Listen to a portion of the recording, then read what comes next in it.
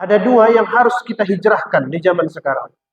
Yang pertama hijrah pemikiran, dan yang kedua hijrah perbuatan. Seseorang itu dianggap benar karena dia punya posisi. Dia benar karena dia ustadz. Dia benar karena dia kiai. Dia benar karena dia tuan syekh. Itu salah dalam ajaran Islam. Allah tidak pernah menyebutkan dia mencintai orang yang punya posisi di masyarakat. Islam ini memang agama yang rasional. Kalau tidak masuk akal, tidak usah dipercaya. Kalau ada sesuatu yang tidak bisa kamu cerna, berarti wilayahnya adalah suprarasional. Bukan tidak masuk akal, tapi tidak terjangkau oleh akal. Misalnya, ada orang membelah lautan, suprarasional. Ada orang yang lahir tidak punya ayah, tidak punya ibu. Adam alaihissalam, suprarasional. Masih banyak orang yang menduga bahwa ukuran kesalehan itu ketika pakaiannya menggunakan simbol-simbol Islam. Ada yang menduga bahwa dengan memakai jubah, biarpun dia tak sholat, maka kesalehan telah menempel pada dirinya. Berapa banyak energi yang habis, yang hanya mendiskusikan apakah sah Islam seseorang kalau dia memakai celana di atas tumit, di atas mata kaki, atau di bawahnya. Itu bukan beragama secara substantif, hanya simbol-simbol agama saja. Berapa banyak kita ini umat Islam ini sekarang, yang setiap hari dia sholat 5 waktu, tapi dia juga tekun melaksanakan korupsi. Masih banyak para dai kita yang memperdebatkan apakah Isra Mikraj itu boleh dirayakan, maulid boleh dilakukan, apa hukum salaman setelah sholat. Itu semua hal yang tidak produktif. Silakan dikerjakan. Yang mau zikir bersama silakan, tak mau zikir bersama juga silakan. Dua-duanya benar. Yang penting Islam ini bisa membersihkan hati kita sebagai umat Islam. Selesai urusan agama. Alhamdulillah. Alhamdulillahi Rabbil Alamin. Wassalatu wassalamu ala ashrafil anbiya'i wal mursalin. Wa ala alihi wa ashabihi ajma'in. أوصيكم ونفسي بتقوى الله أيها المؤمنون فقد فاز المتقون. قال في كتابه الكريم: يا أيها الذين آمنوا اتقوا الله حق تقاته ولا تموتن إلا وأنتم مسلمون. Segala puji bagi Allah, salawat dan salam kepada Rasulullah, dan tidak bosan-bosannya khotib mewasiatkan takwa kepada kita semua. Imtithalu 'anil awamir wajtinabu nawahi. Saudara-saudara yang dirahmati Allah Subhanahu wa taala. Pada siang hari ini mari kita lihat sejenak, mari kita berbicara tentang hijrah, yaitu berpindah. Dulu di zaman Rasulullah sallallahu alaihi wasallam, hijrah itu identik dengan fisik, yaitu berpindahnya Nabi dari Mekah ke Madinah, yang waktu itu disebut dengan nama Yasrib. Setelah Nabi pindah ke sana, diubah menjadi Al-Madinah Al-Munawwarah. Nampaknya hijrah yang seperti itu bukan yang menjadi prioritas di zaman kita sekarang, di era artificial intelligence, ataupun di era media sosial itu. Ada dua yang harus kita hijrahkan di zaman sekarang. Yang pertama hijrah pemikiran, dan yang kedua hijrah perbuatan. Hijrah pemikiran yang pertama itu berpindah dari cara berpikir feodal ke berpikir rasional. Feodal artinya orang benar karena punya posisi. Sedangkan rasional artinya orang benar karena yang disampaikannya masuk akal. Saat ini kita hidup di situ, di era feodalisme namanya. Seseorang itu dianggap benar karena dia punya posisi. Dia benar karena dia ustadz. Dia benar karena dia kiai. Dia benar karena dia tuan syekh.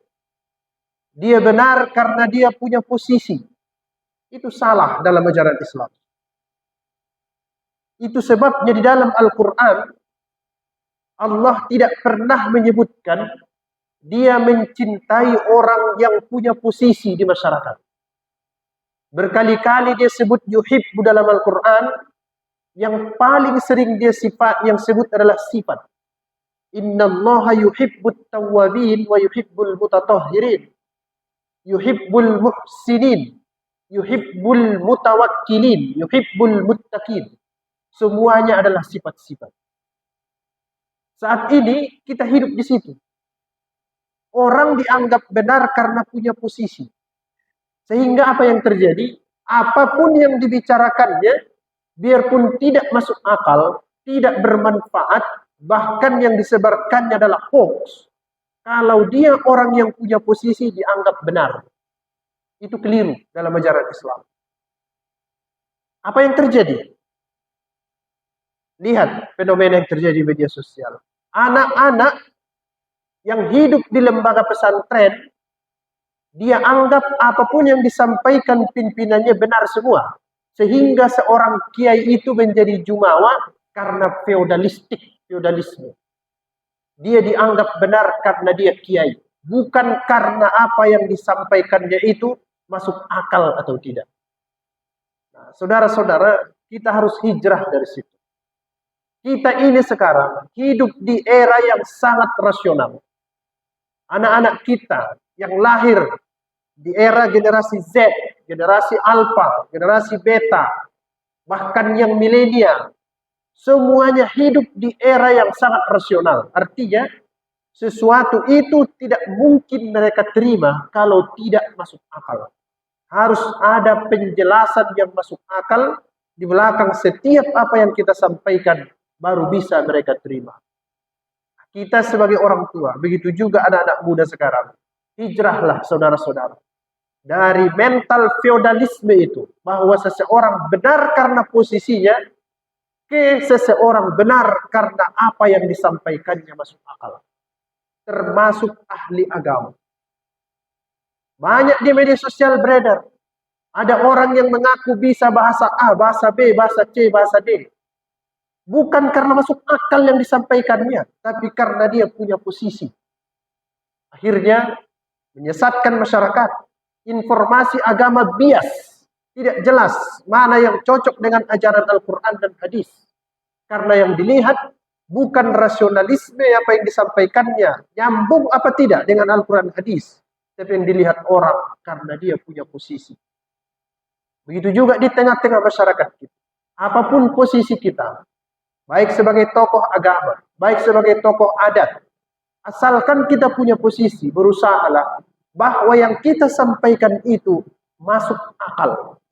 Jangan kita menganggap benar karena kita ada di posisi tertentu.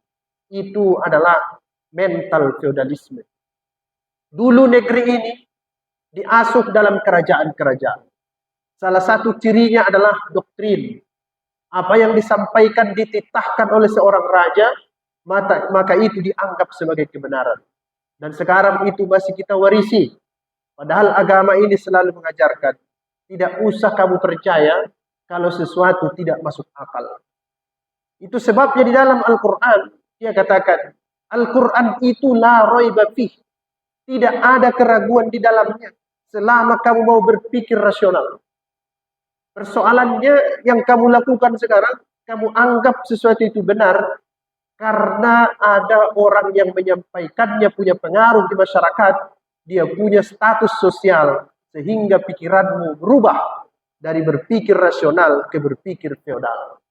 Nah, saudara-saudara, mari kita hijrah pemikiran. Dari berpikir yang seperti itu, sehingga lihatlah orang setiap dia bicara, ini yang disampaikannya masuk akal atau tidak. Ini yang disampaikannya ini ada tidak dasarnya dari Al-Quran dan hadis. Ada enggak dasar dari ijma, qiyas, istihsan, maslahah mursalah, istishab, qaulus sahabi, syar'u man qablana. Harus ada dasarnya. Kalau tidak ada dasarnya, tidak mesti dipercaya. Supaya kita hidup dalam agama yang rasional. Islam ini memang agama yang rasional. Kalau tidak masuk akal, tidak usah dipercaya. Kalau ada sesuatu yang tidak bisa kamu cerna, berarti wilayahnya adalah suprarasional. Bukan tidak masuk akal, tapi tidak terjangkau oleh akal. Misalnya, ada orang membelah lautan, suprarasional. Ada orang yang lahir tidak punya ayah, tidak punya ibu, Adam alaihissalam, suprarasional. Ada orang yang lahir tidak punya ayah, tapi punya ibu, Isa alaihissalam, suprarasional. Yang begitu, yang seperti itu bisa dipercaya, biarpun tidak masuk akal, selama ada informasi dari Al-Quran maupun hadis. Ini yang pertama yang harus kita hijrahkan. Hijrah yang kedua, dalam konteks pemikiran. Berhijrah dari beragama secara normatif, beragama secara substantif. Kita ini sekarang beragama hanya simbol-simbol saja. Hanya simbol-simbol. Masih banyak orang yang menduga bahwa ukuran kesalehan itu ketika pakaiannya menggunakan simbol-simbol Islam.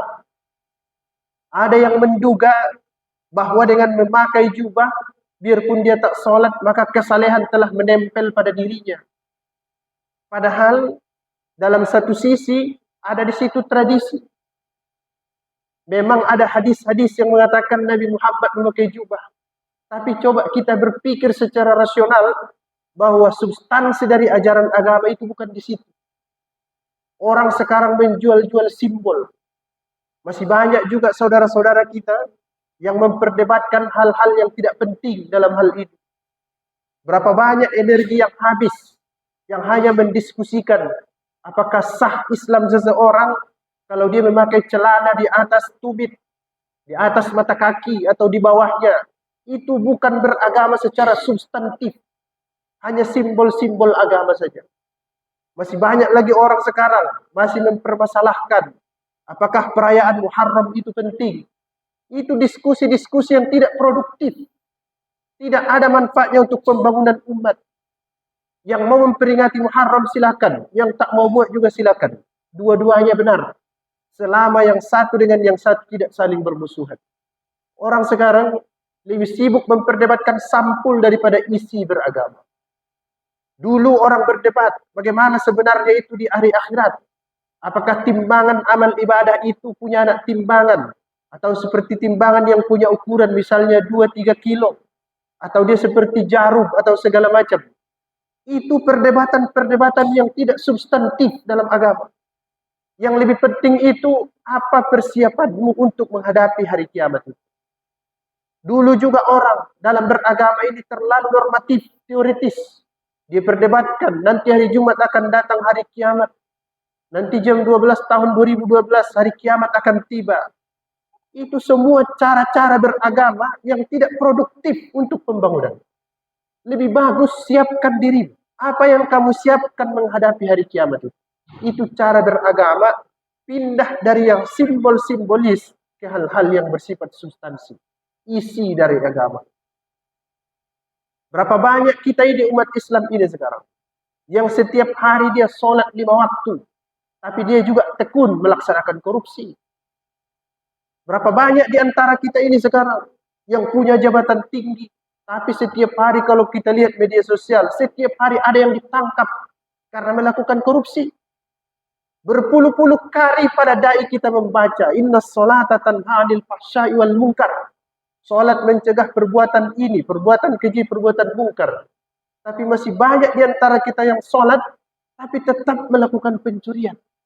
Tetap melakukan korupsi. Orang boleh mengatakan, wajar kalau umat Islam melakukan banyak pencurian, melakukan korupsi, karena pejabatnya adalah umat Islam. Tapi persoalan itu bermula ketika kita anggap agama ini hanya simbol-simbol saja. Kita anggap Islam ini hanya sebagai pelengkap. Tidak substantif. Dulu Nabi Muhammad SAW tidak pernah mengkritik orang yang ayat solatnya pendek. Misalnya dia baca Qul a'udzu birabbin nas, Qul a'udzu birabbil falaq. Tapi pernah Nabi mengkritik orang yang solat karena ayatnya panjang. Karena di situ ada unsur simbolisme dalam beragama. Artinya, kalau kamu menyusahkan orang dengan simbol-simbol agama itu, baca saja Qul huwallahu ahad, Allahus samad. Biarpun pendek, yang penting kamu paham apa yang kamu sampaikan. Sekarang ini kita banyak melakukan lomba-lomba cepat khotam, cepat baca Al-Quran, selesai 30 juz di bulan Ramadan. Tapi setelah itu substansi agama ini hilang sama sekali. Ini fenomena baru. Dulu para sahabat Nabi tidak sibuk menghafal ayat Al-Quran sampai dengan 30 juz sebelum mereka bisa mengamalkan satu atau dua ayat. Karena mereka berhenti di substansi atau inti core dari agama ini sebelum mereka masuk ke hal-hal yang simbolis. Hari-hari ini kita lihat masih banyak para dai kita yang memperdebatkan apakah Isra Mikraj itu boleh dirayakan, Maulid boleh dilakukan, apa hukum salaman setelah sholat. Itu semua hal yang tidak produktif. Silakan dikerjakan. Yang mau zikir bersama silakan, tak mau zikir bersama juga silakan. Dua-duanya benar. Yang penting Islam ini bisa membersihkan hati kita sebagai umat Islam. Selesai urusan agama. Jangan dijebak oleh formalistik dari agama. Karena Islam ini sebenarnya adalah agama yang substantif. Masih banyak juga di antara kita yang masih bertahan. Dia duga bahwa dengan banyak-banyak dia berzikir dari pagi sampai sore, bahwa dia telah mengamalkan ajaran agama. Dia berhenti di zikir lisan.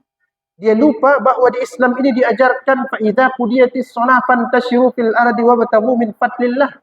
Selesai kau melaksanakan sholat, bertebaran kamu di muka bumi, cari rezeki Tuhan, jualan kamu, produktif kamu di dunia ini. Karena dulu kamu diciptakan misinya adalah inni ja'ilun fil ardi khalifah, supaya kau menjadi penguasa di dunia, bukan cuma jadi tukang doa.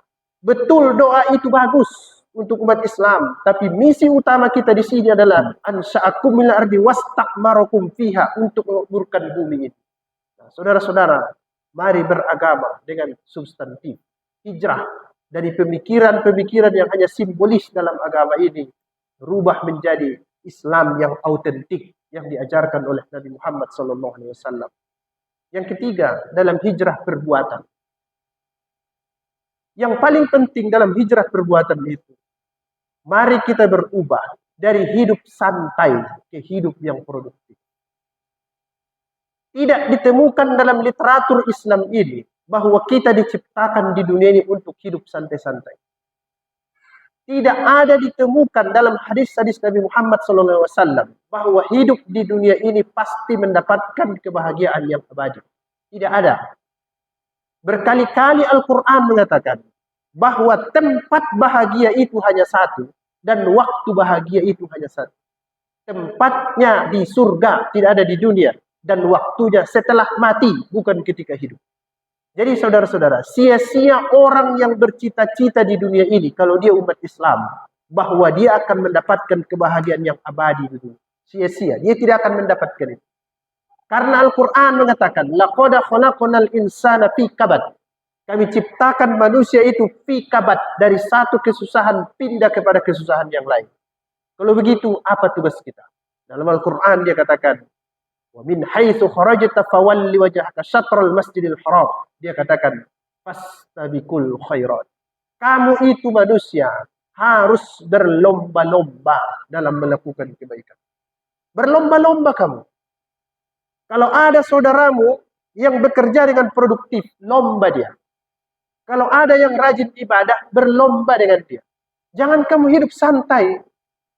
Memang Nabi mengatakan sa'atan fasa'atan. Ada saatnya dalam hidup ini untuk bekerja keras, ada untuk santai. Tapi itu disampaikan oleh Rasulullah dalam konteks ketika kita sudah kelelahan bekerja produktif. Hamka mengatakan, salah satu pengkhianatan terbesar itu dalam hidup ini, membiarkan tubuh yang masih kuat untuk istirahat. Ini umat Islam ini ketinggalan sekarang. Dengan dasar agama, bahwa dia mau santai dalam menghadapi kehidupan. Dia katakan, bahwa dunia ini untuk orang lain, bukan untuk kita. Dia kutip ayat Al-Quran. La yaghurrannaka taqallubul ladzina kafaru fil bilad.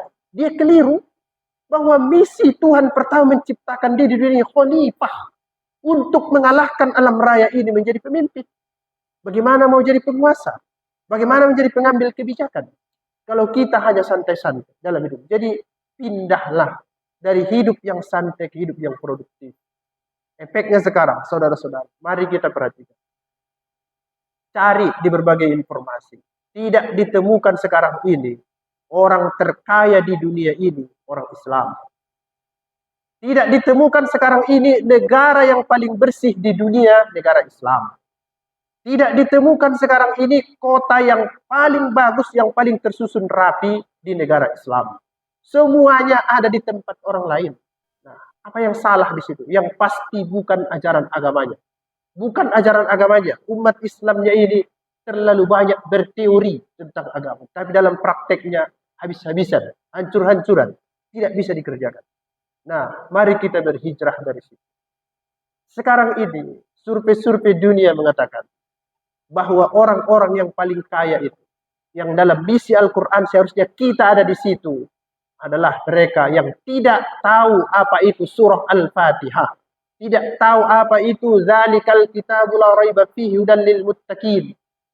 Lihat anak-anak kita sekarang, hidupnya pagi sampai sore, hidupnya santai terus. Main handphone, main gadget, scroll media sosial. Bagaimana ini 100 tahun ke depan? Kalau kita tidak memberikan contoh produktivitas, bahwa di Islam ini adalah fa'idha farokta fansab. Selesai kamu dari satu pekerjaan, kerjakan yang lain. Supaya kamu menjadi umat yang produktif. Jangan pernah menduga bahwa di Islam ini diajarkan yang masuk surga itu yang bertapa ke tengah hutan. Tidak ada ajarannya di agama. Jangan pernah kamu menduga bahwa di Islam ini orang yang paling alim, yang dia sholat tahajud tiap malam, sholat duha setiap hari, sholat 5 waktu, tidak bermasyarakat, tidak dia bukan itu ajaran agama ini. Nabi Muhammad orang yang paling alim, yang paling paham tentang agama ini. Beliau di malam hari menangis berzikir kepada Tuhan, tapi di siang hari beliau aktif di tengah masyarakat untuk membangun peradaban. Saudara-saudara yang dirahmati oleh Allah Subhanahu wa taala. Banyak masalah yang kita lihat hari ini yang sebenarnya membuat kita sebagai umat yang tertinggal. Generasi kita, anak muda kita sekarang dibuat santai sesantai-santainya sehingga mereka tidak punya persiapan. Sementara orang lain belajar habis-habisan, belajar mati-matian, membuat teknologi sehingga bisa mempengaruhi kehidupan kita. Nah, saudara-saudara, nampaknya yang 3 macam itulah yang harus kita hijrahkan di era sekarang. Ini semangat Muharram ini. Jangan hanya menjadi simbol. Jalan kaki ke sana, ramai di sana, perlombaan di sini. Tapi harus ada perubahan dalam pemikiran dan perbuatan. Yang pertama tadi, dalam konteks pemikiran itu, mari kita berhijrah.